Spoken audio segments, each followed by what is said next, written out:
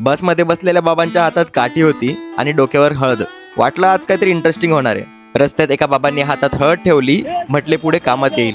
गर्दी बघून एक्साइटमेंट वाढली. तेवढ्यात अजून एका बाबांनी मला थांबवलं. त्यांची भाषा काही कळत नव्हती, पण त्यांनी आत जायला लावलं आणि बसून दिलं. मग एकाने डायरेक्ट जेवण वाढलं. तेव्हा कळलं भंडारा आहे हा. सगळे कन्नडामध्ये बोलत होते म्हणून कोणाला विचारता नाही आलं, पण पोट भरून गेलं. मध्ये घुसल्यावर एकाने मला पूर्ण हळदीने भरून टाकलं. ढोल वाजायला लागले, सगळे नाचायला लागले आणि तेव्हाच मी पहिल्यांदा अंगात येण्याचा प्रकार बघितला.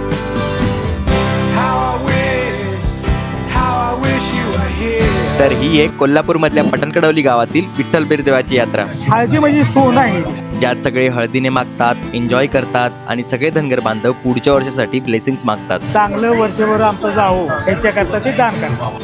इतक्या सुंदर अनुभवाच्या मेमरीसाठी मी या क्यूट काकूंकडनं ही घोंगडी घेतली आणि पुढच्या जिल्ह्याच्या प्रवासाला निघालो. मला खरंच वाटतं की आपण आपल्या घराच्या बाहेर निघायला पाहिजे. जास्त दूर नाही, सगळं जवळच आहे आपल्या. वेगवेगळे सण, चालीरीती, प्रेमळ लोक, निसर्ग, जास्त दूर नाही, सगळं महाराष्ट्रातच आहे आपल्या.